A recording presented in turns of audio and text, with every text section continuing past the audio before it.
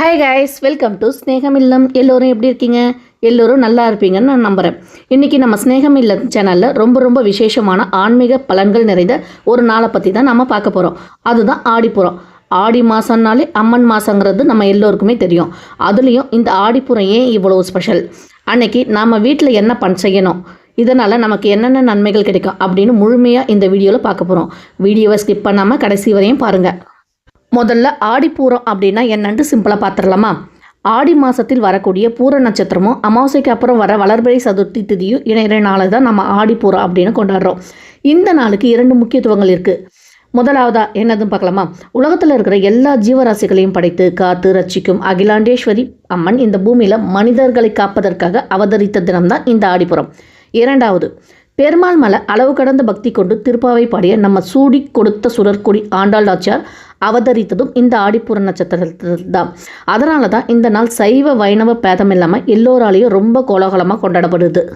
சரி, இந்த ஆடிப்பூர வழிபாட்டோட முக்கியத்துவம் என்னன்னு தெரியுமா? இது முழுக்க பெண்களுக்கான ஒரு திருவிழா, தாய்மையை போற்றும் திருவிழா அப்படின்னே சொல்லலாம். உலகத்துக்கே தாயான அம்பாளுக்கு இந்த நாளில் வளைகாப்பு திருவிழா நடத்துவாங்க. எல்லா அம்மன் கோயில்கள்லையும், குறிப்பாக ஸ்ரீவில்லிபுத்தூர் ஆண்டாள் கோவில், மேல்மருவத்தூர், சமயபுரம் மாதிரியான ஆன்மீக தலங்களில் லட்சக்கணக்கான வளையல்களை வச்சு அம்மனுக்கு அலங்காரம் பண்ணுவாங்க. அம்மன் கர்ப்பிணி பெண் வடிவில் நமக்கு அருள் பாலிக்கிறதா ஒரு ஐதீகம். ஒரு தாய்க்கு வளைகாப்பு நடக்கும்பொழுது அவங்க மனசு எவ்வளவு சந்தோஷமாக இருக்குமோ, அதே போல் உலகத்தாயான அம்மனுக்கு வளைகாப்பு செய்யும்பொழுது அவங்க ரொம்ப மகிழ்ச்சியாகி நம்ம கேட்குற வரங்களை அள்ளி கொடுப்பாங்க என்பது தான் இதோட மிகப்பெரிய ஆன்மீக ரகசியம். இப்போது இந்த ஆடிப்பூரமான இன்று நம்ம வீட்டில் எப்படி எளிமையாக வழிபாடு செய்யலான்னு பார்க்கலாமா? இன்றைக்கி காலையிலேயே நம்ம எழுந்து வீட்டெல்லாம் சுத்தம் பண்ணி வச்சுருப்போம், வீட்டில் கோலம்லாம் போட்டு வச்சுருப்போம். இன்றைக்கி காலையில் கடைக்கு போய் கண்ணாடி வளைகள்லாம் வாங்கணும். முடிஞ்ச பச்சை, சிவப்பு, மஞ்சள் நிற வளைகள்லாம் வாங்குங்க.